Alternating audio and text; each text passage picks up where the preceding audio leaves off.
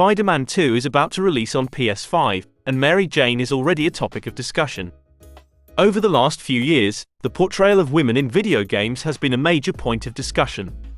Some believe that women are being over-sexualized, and others think women are being purposefully made ugly. As with all things, the truth is somewhere in the middle. Women playing video games are being sexualized.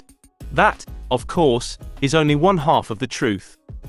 The other half of the truth is the fact that men are being sexualized as well. It is not video game women, but video game characters portrayed this way. While this is a fact, a larger question needs to be answered. Why are attractive or even suggestive video game characters a bad thing? People keep complaining about the issue, but no one gives proper reasons for it being bad. That does not mean that reasons do not exist, it just means that the reason given is terrible.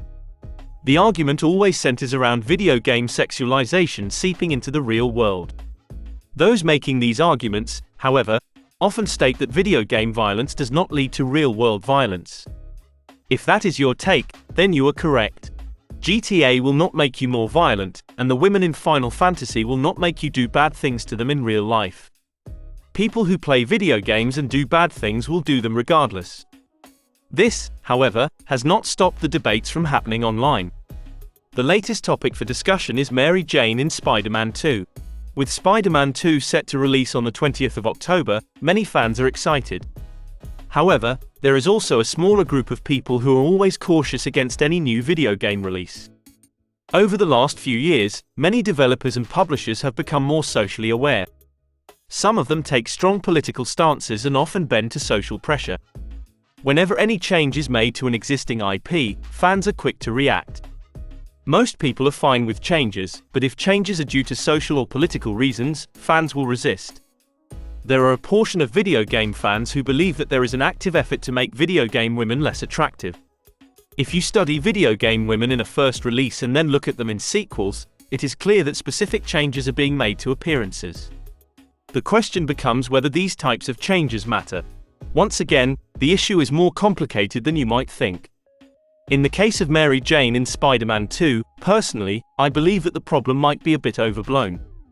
I have seen pictures of her, and I think she looks relatively normal. She looks slightly older than usual but still primarily normal. For me personally, I would even go as far as to call her attractive. Even if she was not, I do not believe that it would matter that much. Based on current trends, I am just surprised they did not pull a Disney and reimagined her even more. I thought by now, Spider-Man would have become Spider-Person. Then again, I do not want to give them any ideas. As stated, making any type of changes to a long-standing video game IP can quickly become a massive issue. While people are open to certain types of changes, it often depends on how far certain developers go. When you completely overhaul characters, people are quick to push back. This rule holds for both video games and movies. People grow fond of certain characters. For many, video games are deeper than just a way of escaping. They find community in certain games and form bonds with characters. If you make major changes to how they know something, they will resist. If these changes are followed by a pandering message calling you a horrible name for disagreeing, the outrage will grow even stronger. However, sometimes things also go too far. I have seen perfectly normal-looking characters in the past being called ugly for no reason. They wear regular clothes and look like normal people. Not every character needs to wear a mini skirt and look like a model. However, other times it is clear that developers are going out of their way to make someone look as terrible as possible to get a reaction. They take an existing video game character who was previously attractive and purposefully change their appearance in order to bait a reaction. When people react, they call them horrible names. This is the reason why things can get so complicated. There are overreactions on both sides of the argument. However, I will get off the fence and give you my opinion.